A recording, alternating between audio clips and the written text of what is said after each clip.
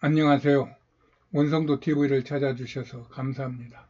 오늘은 바울의 일생 24번째 2차 선교 여행 그 두 번째로 데살로니카와 아테네에서 있었던 일을 본문 사도행전 17장 1절부터 34절까지의 말씀으로 이야기해 보겠습니다.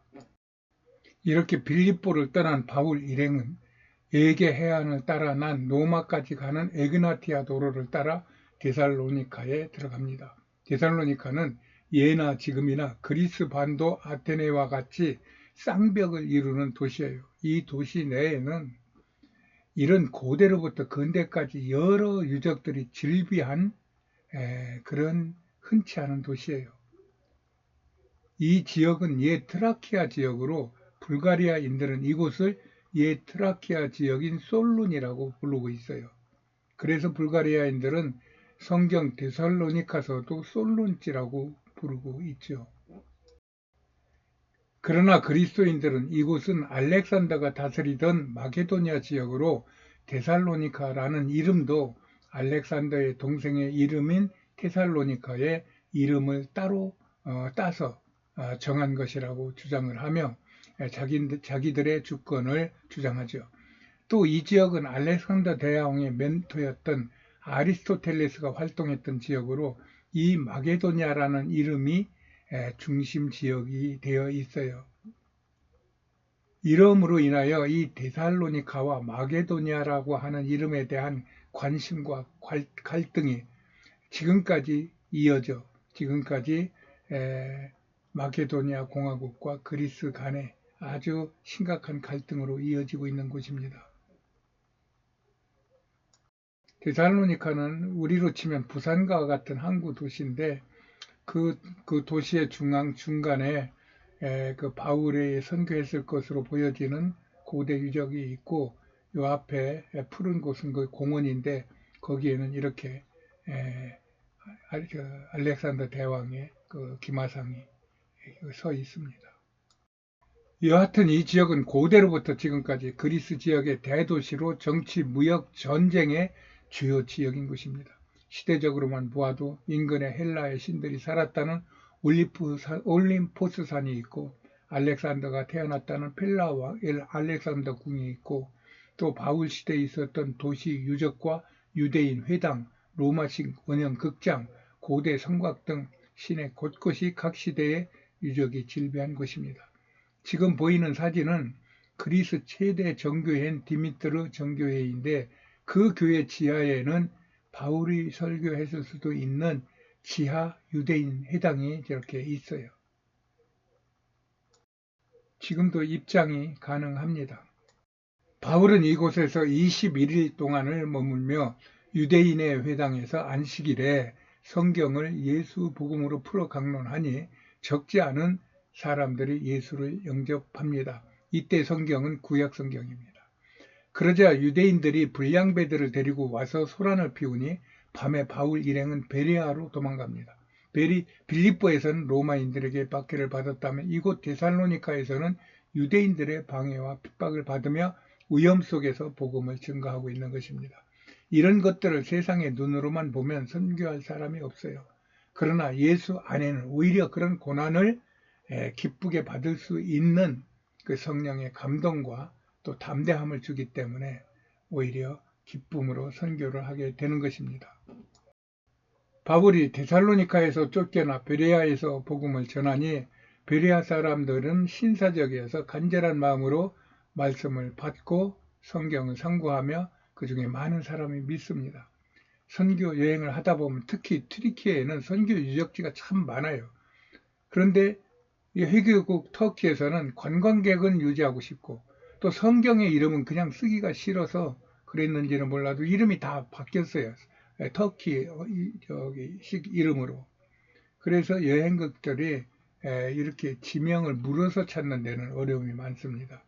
여기서도 베리아를 물어봤더니 우리식으로 발음해서 물어봤더니 베로이아라는 전혀 다른 곳을 가르쳐줘 가지고 애먹기도 했어요.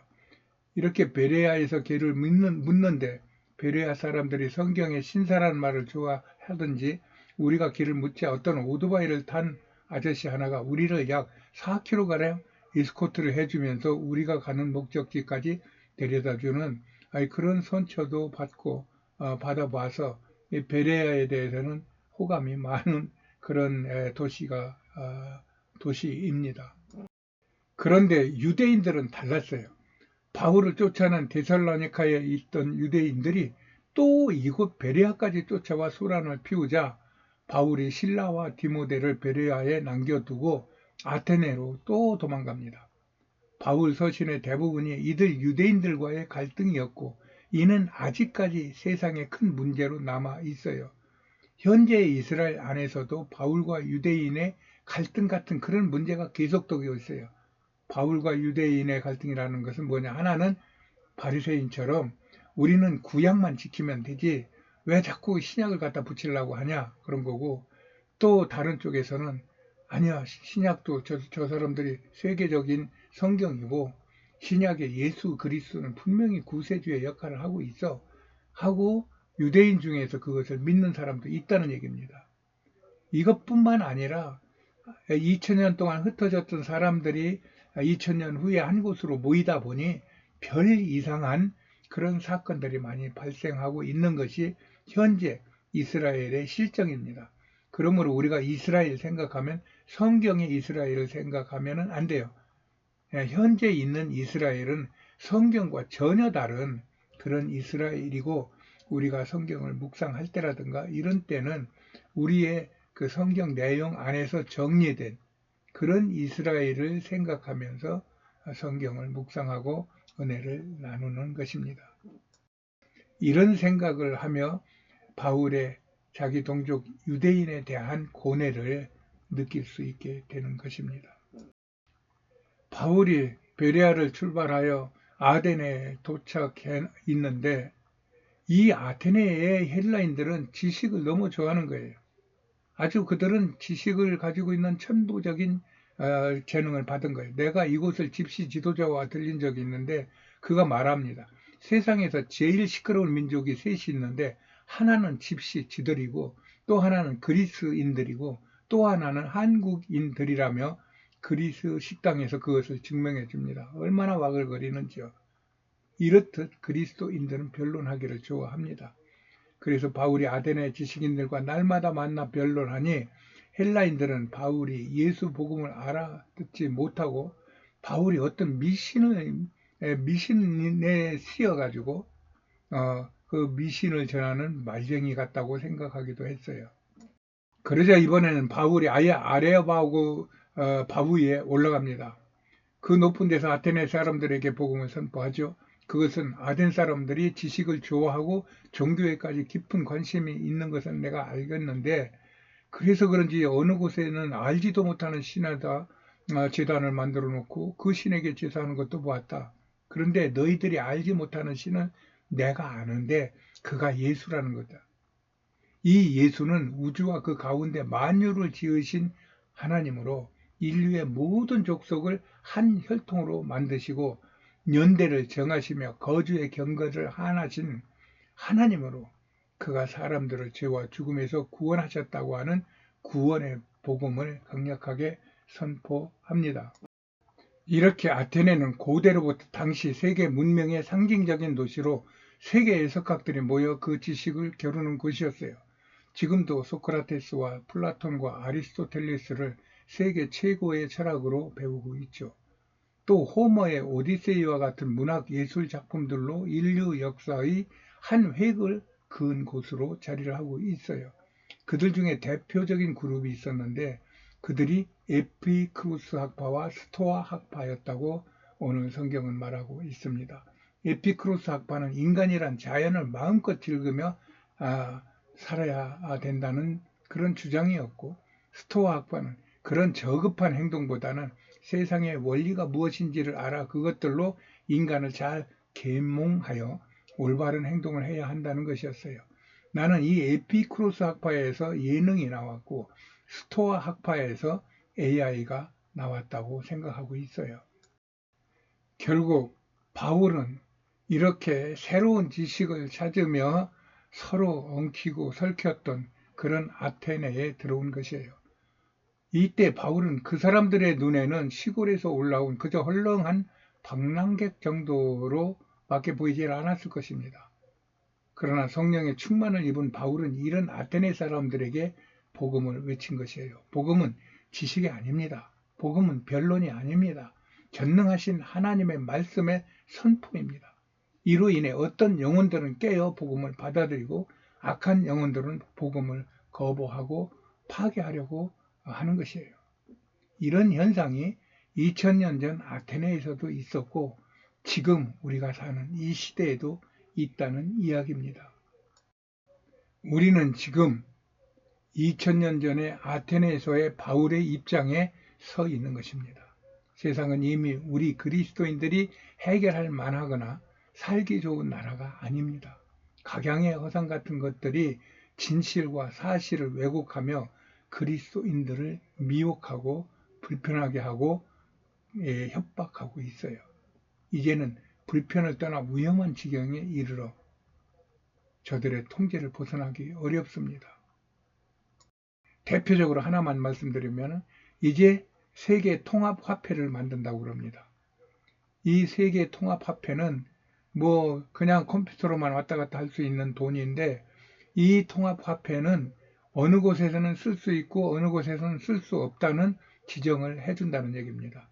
이것이 통화의 개념을 완전히, 화폐의 개념을 완전히 바꾼 거지 않습니까? 우리는 돈만 있으면 사고 싶은 거 마음대로 사는데 앞으로 세계 통화가 되면, 세계 화폐가 사용되게 되면 그걸 못하고 그 컨트롤 부서에서 결정해 주는 대로밖에 살 수 없는 이런 시대가 이제 임박해 있다는 것입니다. 이렇게 하나님을 대적하는 세력들은 마태복음 24장에 각양의 징조를 만들어내며 세계를 지배하려고 하는 것입니다. 이를 견디고 끝까지 승리하는 길은 말씀과 기도를 붙잡고 성령의 충만을 받아 교회에 붙어 있는 것입니다. 이로 인해 우리가 이 악한 세력을 이길 수는 없지만 그래도 하나님을 믿는 믿음으로 하나가 되어 같이 견디는 것이 이기는 것입니다. 그것이 죽음으로 끝나면 순교에 이어지는 것이에요. 또 한 길은 마태복음에서 말하듯이 도망가는 것입니다. 이것은 그런 악한 단체에서 벗어나는 것이기도 하고 또 실질적으로 깊은 산으로 들어가 모든 문명의 이기를 끊고 매매 없이 자업자득하며 살아가는 것이라는 것입니다. 이때 교회 지도자들은 이런 하나님의 때를 분별하여 하나님께서 맡겨주신 주의 백성들을 깨우고 더욱 기도하여 험한 세상을 끝까지 견디게 해야 할 것입니다.